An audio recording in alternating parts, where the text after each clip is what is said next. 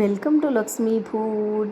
સ્વાગત છે તમારું મારી યુટ્યુબ ચેનલમાં. તો ચલો, ઉનાળાની સિઝન શરૂ થઈ ગઈ છે અને ચોમાસાની અંદર એક બાજુ વરસાદ પડતો હોય અને તળેલું ખાવાની ઈચ્છા થાય ત્યારે ખાવાની મજા પડી જાય એવા સરસ મજાના ચોખાના પાપડ એટલે કે કણકીના પાપડ આપણે બનાવવાના છીએ. તો એકદમ સરસ ફૂલેલા અને એકદમ સોફ્ટ અને હળવા એવા સરસ મજાના પાપડ બનાવવા માટે આપણે શું કરવાનું છે એ હું તમને બતાવી દઉં છું. મારી વિડીયોમાં તમે લાસ્ટ સુધી બને રહેજો અને મારી દરેક ટ્રીકને ફોલો કરજો, જેથી કરીને તમે પહેલી વખત બનાવતા હશો તો પણ તમારા આ ખીચિયા પાપડ સરસ બનીને તૈયાર થઈ જવાના છે. તો એની માટે આપણે સૌથી પહેલાં અહીંયા ટેસ્ટ પ્રમાણે મીઠું અને 3 ચમચી સોડા લીધેલા છે. ખારો, આપણે જે ખારો કહીએ છીએ એ ખારા સોડા આવે એ લેવાના છે. હવે માપ માટે અહીંયા હું 3 તપેલી લોટ લેવાની છું, ચોખાનો લોટ. તો એની સામે ડબલ પાણી લેવાનું છે. તો હું આ જે નાની સાઈઝની તપેલી છે એ 6 તપેલી ભરીને મેં અહીંયા પાણી લીધેલું છે. અને એક મોટા વાસણની અંદર આવું પોળું મોટું તપેલું લઈ લેવાનું છે. એની અંદર આ 6 તપેલી પાણી ઘડી અને લઈ લેવાનું છે. મેં ઘડીને તૈયાર રાખેલું છે પાણી. હવે ગેસની ફ્લેમ ફૂલ રાખવાની છે અને ફૂલ ગેસની ફ્લેમ ઉપર આપણે આ પાણીને ઉકળવા માટે મૂકી દેવાનું છે અને એનું ઢાંકણ ઢાંકી દેવાનું છે. ત્યાં સુધી આપણે એની અંદર નાખવા માટે વસ્તુ તૈયાર કરી લેવાની છે. હવે પાણી થોડું ગરમ થાય એટલે એની અંદર આપણે સૌથી પહેલાં મીઠું એડ કરી લેવાનું છે અને ઢાંકણ ઢાંકી દેવાનું છે. અહીંયા મેં 6 થી 7 નંગ જેવી જે સુરતી મરચી આવે એ લીધેલી છે અને 1 થી 1.5 ચમચી જેવું જીરું લીધેલું છે, આખું જીરું. હવે આપણે મિક્સરનો આવો જાર આવે એની અંદર મરચાં અને જીરું બંને સાથે નાખી દેવાનું છે. જીરાને મેં થોડુંક નવશેકું શેકી લીધેલું છે. આ બંનેને સરસ એકદમ આવી રીતે ક્રશ કરી લેવાનું છે. જીરું પણ થોડુંક ઝીણું થઈ જાય તો ખાવામાં આવે બહુ સરસ લાગે છે. હવે આપણે અહીંયા જોઈ લેવાનું છે, મીઠું નાખી અને આપણું પાણી સરસ મજાનું ઉકળવા માંડ્યું છે. હવે એની અંદર આપણે મરચીની જે પેસ્ટ બનાવેલી છે એ એડ કરી દેવાની છે અને પેસ્ટ એડ કર્યા પછી તરત જ આપણે ઢાંકણ બંધ કરી દેવાનું છે. અને આ પાણીની ક્વોન્ટિટી અડધી થઈ જાય ત્યાં સુધી આપણે આને ઉકાળવાનું છે. જો આપણું ઉકાળ્યું નહીં હોય સરસ પાણી, આધણ સરખું નહીં આવ્યું હોય તો આપણા પાપડ ફાટી જવાની બીક રહે છે. એટલા માટે આધણ સરસ આવવા દેવાનું છે. આપણે ખીચું બાફવાની ઉતાવળ નથી કરવાની અને ગેસની ફ્લેમ તો ફૂલ જ રાખવાની છે. અહીંયા મેં 3 તપેલી ચોખાનો લોટ ચાળી અને લઈ લીધેલો છે. ચોખાનો લોટ આપણે જ્યારે દળાવતા હોઈએ ત્યારે એની અંદર 1 વાટકી ભરી અને સાબુદાણા એડ કરી દેવાના છે. જો તમને ના પસંદ હોય તો સાબુદાણા સ્કીપ પણ કરી શકો છો. અને મેં ઘરે રહેલી ઘંટીમાં જ 1.5 નંબરની જાળી આવે એની ઉપર મેં કણકીને દળી લીધેલી છે અને એનો સરસ લોટ બનાવી લીધેલો છે. અને તમે અહીંયા જોઈ શકો છો આપણું પાણી ઓલમોસ્ટ ઉકળી ગયું છે. હવે સરસ આપણું પાણી ઉકળવાનું આવી રીતે વેલણની મદદથી હલાવી લેવાનું છે. અને આપણે જે ખારો લીધેલો છે આ સમયની અંદર એડ કરી લેવાનો છે. ખારો નાખ્યા પછી પાણીમાં ઘણા બધા ઉભરા આવશે, પાણી એકદમ આપણું હળવું થઈ જાય છે અને આનાથી આપણા પાપડ સરસ પોચા બને છે અને ખાવામાં પણ ટેસ્ટી બને છે. સોડા ખારો નાખ્યા પછી પણ આપણે આને ઢાંકી અને ઉકળવા દેવાનું છે. તો તમે જોઈ શકો છો એકદમ સરસ આપણું આધણ આવી ગયેલું છે. કમસે કમ આને 20 થી 25 મિનિટ સુધી ઉકાળવાનું છે, ત્યારે જ આપણું પાણી સરસ ઉકળીને તૈયાર થશે.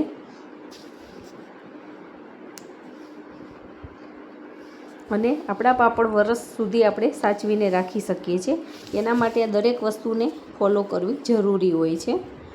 અને જો તમે મારી વિડીયોમાં નવા હોય તો મારી ચેનલને સબસ્ક્રાઈબ કરી દેજો અને બેલ આઇકોન દબાવવાનું ના ભૂલતા, જેથી કરીને આવનાર તમામ નવી રેસીપીના વિડીયો ફટાફટ તમારી સુધી પહોંચી જાય.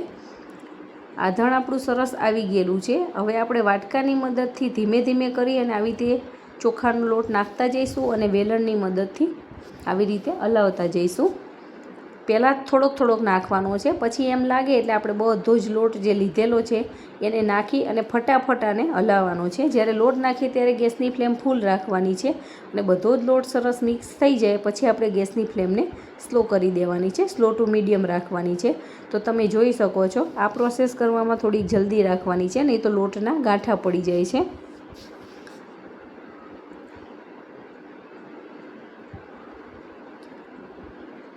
અને સરસ આવી રીતે મિક્સ કરતું જવાનું છે. 2 હાથે આને મિક્સ કરવાનું છે. 2 વ્યક્તિ હોય તો આપણે આ ખીચી બનાવવાની મજા આવે છે. એક જણ પકડી રાખે ને એક જણ આવી રીતે સરસ મિક્સ કરતું જાય. તો તમે જોઈ શકો છો આપણે જે માપ લીધેલું છે એકદમ સરસ પરફેક્ટ થઈ ગયું છે. અત્યારે આપણને આ ખીચી થોડી ઢીલી લાગતી હશે પણ ઢીલી નથી, હજી આને આપણે સીજવા દેવાની છે અને આપણે ડબલ બાફવાનું છે ખીચું. ડબલ વખત બાફેલા ખીચાના આપણે પાપડ બનાવવાના છે, જેથી કરીને આપણું ખીચું કાચું પણ ના રહી જાય અને વરસ દિવસ સુધી આપણે પાપડને રાખવા હોય તો પણ સરસ રહે છે. એના માટે આપણે ડબલ વખત બાફવાની પ્રોસેસ કરી લેવાની છે. તો હવે આવી પોળી કડાઈની અંદર મેં આવું સ્ટેન્ડ મૂકી દીધેલું છે, એની અંદર આપણે કાણાવાળી ચાળણી રાખી દેવાની છે અને એને તેલથી ગ્રીસ કરી લેવાની છે, જેથી કરીને આપણું ખીચું નીચે ચોંટી ના જાય. અને આને પાણીને આપણે ગરમ કરવા માટે મૂકી દીધેલું છે. હવે આપણે જે ખીચું બાફીને રાખ્યું છે એને ચમચા વડે એક લુવા અલગ આપણે આમાં મૂકી લેવાના છે. બધું જ ખીચું એકી સાથે નથી મૂકવાનું, આવા અલગ લુવા મૂકવાના છે, જેથી કરીને બધું જ ખીચું આપણું બફાઈ જાય. આવી રીતે બધા જ લુવા મૂક્યા પછી આને ઢાંકણ ઢાંકી અને 20 મિનિટ સુધી આપણે આ ખીચાને મીડિયમ ગેસની ફ્લેમ ઉપર ફરીથી બફાવા દેવાનું છે. આપણે જે તપેલામાં ખીચું બાફ્યું છે એ આખું તપેલું આપણે આની ઉપર મૂકી અને એકદમ સ્લો ગેસ ઉપર આપણે એને સીજવા દઈએ તો પણ ચાલે છે, પણ એમાં ઘણી વખત ચોંટી જવાની બીક લાગતી હોય છે અને વધારે ખીચું હોય છે એટલે બફાતા પણ વાર લાગે છે. એટલે આપણે આવી રીતે પ્રોસેસ કરી લેવાની. તમારી પાસે ઢોકળિયું હોય તો ઢોકળિયામાં જે આપણે કાણાવાળી ડીશ આવે છે એની ઉપર પણ તમે ખીચું મૂકી અને આવી રીતે ડબલ બાફી શકો છો.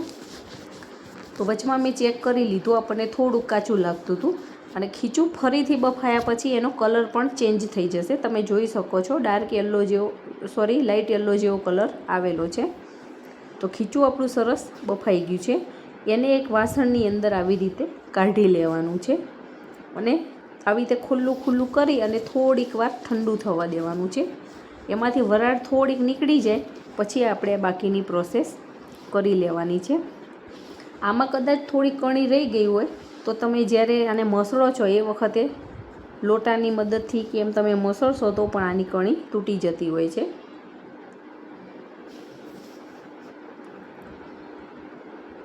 એકદમ સરસ સુગંધ આવી રહેલી છે અને ખાવામાં પણ આ બહુ જ મજા આવે છે. આપણે ઘણી વખત એમને પણ ખીચું બાફીને ખાતા હોઈએ છીએ. હવે આવી એકદમ જાડી જે કોથળી આવે છે બજારમાં મળતી હોય છે, એ જાડી કોથળીની અંદર મેં થોડુંક તેલ નાખી અને હાથથી સરસ આવી રીતે ગ્રીસ કરી દીધેલું છે, જેથી કરીને આની અંદર આપણું ખીચું ચોંટી ના જાય. હવે આપણે જે ખીચું સહેજ ઠંડુ કરીને રાખ્યું છે એ આની અંદર એડ કરી દેવાનું છે. ખીચું સાવ ઠંડુ નથી થવા દેવાનું, સહેજ વરાળ નીકળે એટલે આપણે દાજીએ નહીં એટલું જ ઠંડુ થવા દેવાનું છે, નહીં તો ખીચું સરખું ચોળાશે નહીં અને પછી પાપડ બનાવવામાં પણ નહીં મજા આવે. તો કોથળીનું મોઢું આવી રીતે આપણે બંધ કરી અને સરસ ખીચાને આવી રીતે ચોળી લેવાનું છે. તો તમે જોઈ શકો છો હાથથી આવી રીતે મસળવાનું છે. મને ગરમ લાગી રહેલું છે. આપણે એક કપડાની મદદથી આપણે આને આવી રીતે ચોળી લેવાનું છે, જેથી કરીને સરખું ચોળાઈ જાય.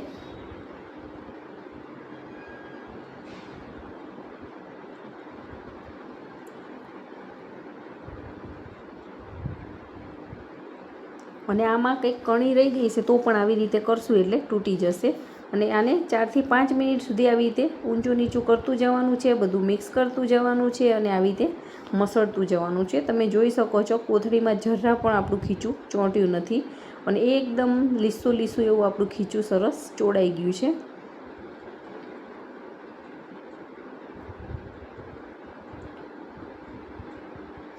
હવે કોથળીમાંથી આપણે ખીચું એક વાસણની અંદર આવી રીતે કાઢી લેવાનું છે.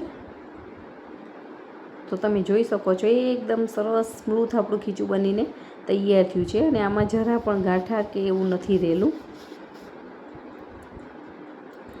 હવે આપણે હાથમાં થોડુંક તેલ લગાડી દેવાનું છે, જેથી કરીને આપણે ખીચું ગરમ પણ ના લાગે અને હાથમાં ચોંટી પણ ના જાય.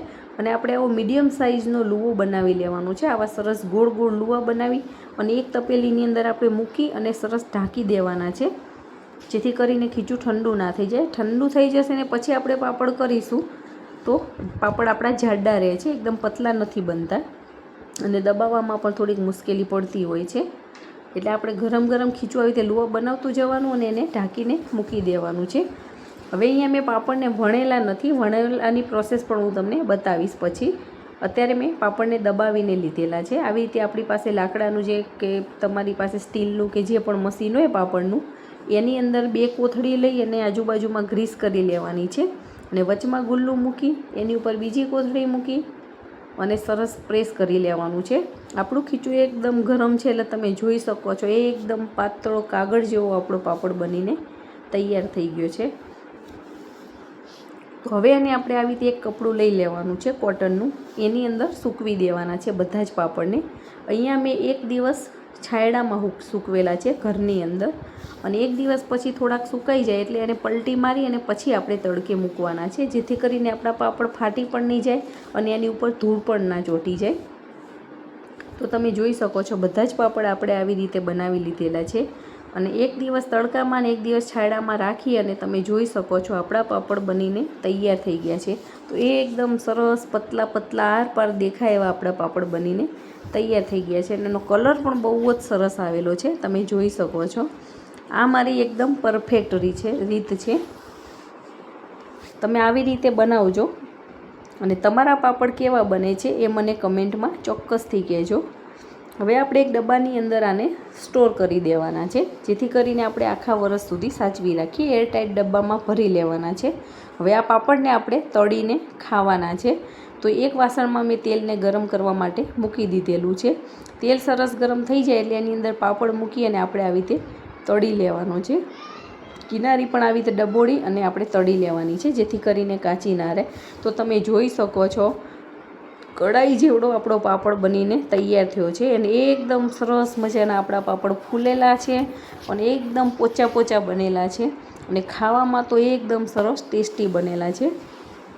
જો તમને વધારે ચડિયાતું મીઠું ભાવતું હોય તો તમે હજી આમાં અડધી ચમચી જેવું મીઠું વધારે એડ કરી શકો છો, પણ આ મેં જે માપ બતાવ્યું છે એકદમ પરફેક્ટ માપ છે.